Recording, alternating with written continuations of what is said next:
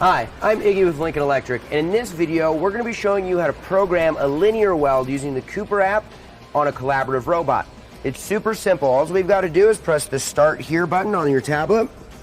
From there, this is where the robot's going to start. We have to go over the fixturing, so all we got to do is press this blue button, and the machine will track all the air moves so we don't have to program any of them.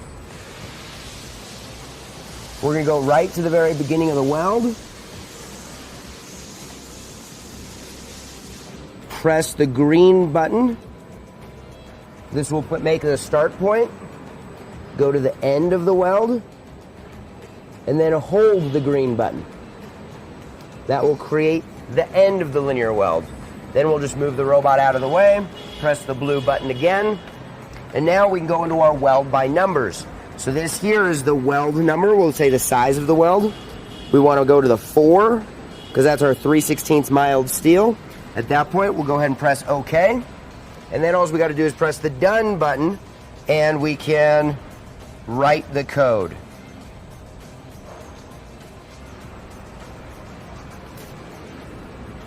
Run. It allows us to go to start point. So here's our start point. We can press Run Job. It'll move out of the way. And then weld our part.